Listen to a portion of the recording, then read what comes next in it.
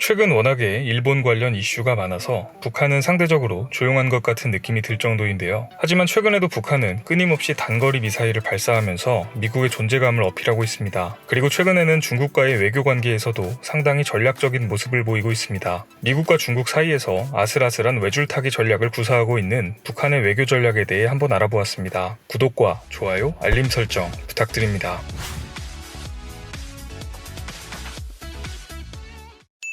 안녕하세요. 세상 모든 잡다한 지식을 알려드리는 잡시광입니다. 북한은 미국과 중국 사이에서 외교 전술을 펼치고 있습니다. 재선이 1년 앞으로 다가온 시점에서 현재 트럼프 정부는 북한이 필요합니다. 유력한 상대 후보로 꼽히는 조 바이든 민주당 후보가 오바마 정부 시절 부통령이었기 때문에 오바마의 계승자라는 호칭을 가지고 있습니다. 따라서 트럼프는 오바마 시절의 대북 정책을 깎아내리고 과거보다 현재 미국과 북한이 훨씬 좋은 관계를 맺고 있다는 사실을 미국의 유권자들에게 어필하고 있습니다. 북한의 장거리 미사일 도발 횟수 감소와 비핵화를 위한 대화의 장으로 나오고 있는 것을 실질적인 성과로 내세우고 있는 것이죠. 따라서 많은 전문가들은 현재 트럼프는 북한과의 비핵화 협상에 시간적 여유가 있다고 이야기합니다. 대북 제재를 유지한 채로 지금의 상황만 유지된다면 북한은 더욱 경제적으로 심각해질 것이며 트럼프의 재선 성공 이후의 북한과 훨씬 유리한 상황에서 협상이 가능해지기 때문입니다. 반대로 북한은 여유가 없는 상황입니다. 트럼프로부터 대북 제재 해제뿐만 아니라 최대한 많은 경제적 지원을 얻어내야 하는데 트럼프의 재선이 끝나버린 이후라면 협상이 불리해지기 때문입니다. 이러한 이유로 북한은 최근 끊임없이 단거리 미사일을 발사하고 있습니다. 어느 정도 최소한의 선은 유지하면서 도발을 통해 선거 전에 미국 국민들에게 끊임없이 불안감을 주어 트럼프와의 협상을 최대한 빠르게 진행하려는 계획인 것이죠. 그렇지만 트럼프는 그 정도 로켓 실험은 어느 나라든 하는 수준이라며 북한의 의도에 넘어가지 않는 모습을 보이고 있습니다. 북한은 도발을 통해 협상을 빠르게 가져가려고 하고 미국은 대수롭지 않게 넘기며 협상을 지연시키려는 모습입니다. 그리고 많은 전문가들은 이 변곡점은 2019년 연말, 즉 12월 정도가 될 것이라고 예상하고 있습니다. 2020년 2월 미국 대선은 아이오와 코커스를 시작으로 본격적으로 막이 오릅니다. 즉 트럼프에게 가장 중요한 시점을 맞이하기 직전인 2019년 12월 북한이 가장 큰 협상력을 가지고 있는 시기입니다. 실제로 김정은은 2019년 4월에 올해 말까지는 인내심을 가지고 미국의 용단을 기다려볼 것이라고 언급하였습니다. 따라서 많은 전문가들은 이 시기까지 미국이 지금과 같은 자세를 유지한다면 북한이 단거리 미사일보다 더 큰 도발을 감행할 수 있다고 예상하고 있습니다. 여기서 말하는 더 큰 도발이란 크게는 핵실험 또는 대륙간 탄도미사일 발사입니다. 그런데 핵실험이나 대륙간 탄도미사일 수준의 도발은 자칫 트럼프의 심기를 과하게 건드려서 판을 완전히 뒤집어 엎어버릴 수도 있습니다. 따라서 많은 전문가들은 2019년 12월 또는 2020년 1월에 북한이 인공위성 발사 실험을 할 가능성을 이야기하고 있습니다. 발사체 맨 윗부분에 인공위성을 실으면 위성 발사체이고 군사용 탄두가 실리면 탄도미사일이기 때문에 최소한의 선을 지키며 트럼프를 압박하는 카드로 인공위성 실험이 될 수 있다는 이야기입니다. 만약 북한이 단거리가 아닌 장거리 발사체인 인공위성 발사를 한다면 트럼프는 선거 레이스에서 북한과의 평화무드 조성을 성과로 내세우기 애매해지기 때문에 다급해지는 것이 사실입니다. 그런데 마찬가지로 북한을 필요로 하는 나라가 하나 더 있습니다. 바로 중국입니다. 중국은 미국과의 무역전쟁을 진행하면서 최근 힘든 시간을 보내고 있습니다. 그런데 만약 북한이 미국을 통해 경제 개방을 하게 된다면 중국 입장에서는 턱 미친 국경지대에 미군의 지상군이 주둔하게 되는 최악의 상황을 맞이할 수도 있게 됩니다. 그런데 최근 북한에서 한 가지 특이한 소식이 들렸습니다. 9월 4일 북한의 노동신문은 리수용 당 중앙위원회 부위원장이 중국의 왕이 외교부장을 만나 담화를 했다고 보도했습니다. 이어 왕이 부장이 김정은 위원장과 이설주 여사에게 시진핑 주석의 인사를 전해줄 것을 부탁했다고 전했습니다. 즉 중국의 왕이 외교부장이 북한을 방문했으나 김정은을 직접 면담하지 못한 것입니다. 많은 전문가들은 이번 왕이 부장의 방북 때 김정은을 당연히 만날 것으로 예상했지만 그렇지 않은 것입니다. 왕이가 북한까지 가서 김정은을 만나고 싶지 않아 했을 리는 없고 즉 김정은이 왕이와의 면담을 거절했다라고 보는 것이 맞습니다. 우선 왕이가 이번에 방북한 이유부터 알아보았습니다.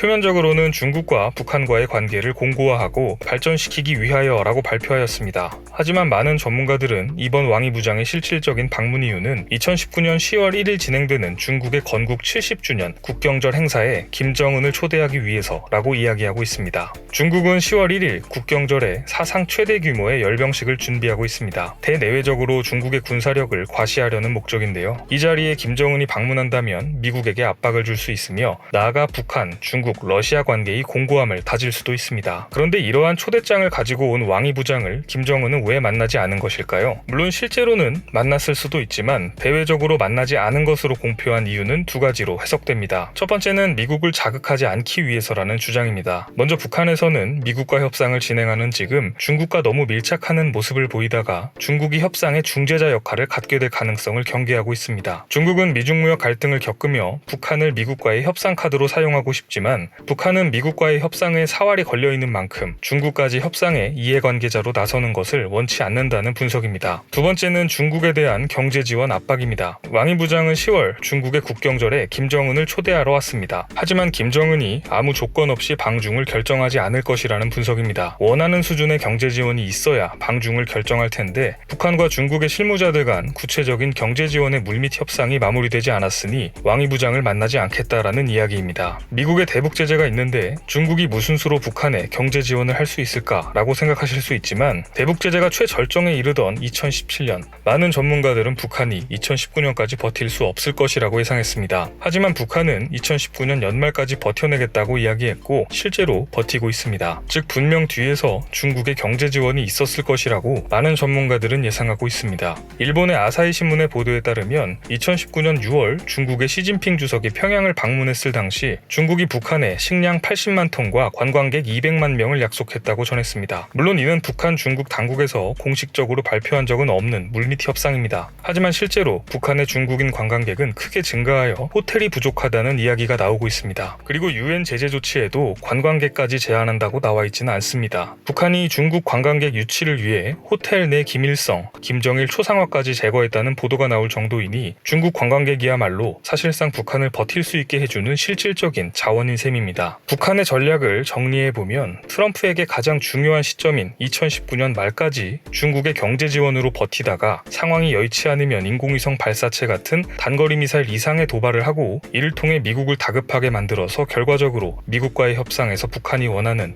단계적 비핵화와 경제 제재 해제를 얻어내려는 목적이라고 정리됩니다. 그리고 현재까지는 이 협상에서 남한과 중국을 배제한 상태, 즉 미국과 북한의 1대1 상황에서 진행되길 원하고 있습니다. 최근 일본 관련 이슈가 워낙 화두가 되어서 상대적으로 미국, 중국, 북한 간의 이야기가 크게 수면 위로 올라오지 않고 있습니다. 하지만 이 시간에도 미국, 중국, 북한은 물밑에서 치열하게 외교전을 진행 중입니다. 그리고 이러한 분위기는 2019년 12월을 향해 점점 고조되고 있습니다. 과연 김정은이 원하는 것을 미국으로부터 얻어낼 수 있을지 아니면 트럼프의 심기를 건드리다가 최악의 상황을 맞이하게 될지 관심 있게 지켜봐야 할 것 같습니다. 오늘 준비한 소식은 여기까지입니다. 앞으로도 전 세계에서 벌어지는 잡다한 이슈와 지식들을 재미있고 정확하게 정리해서 전해드리겠습니다. 시청해주셔서 감사합니다.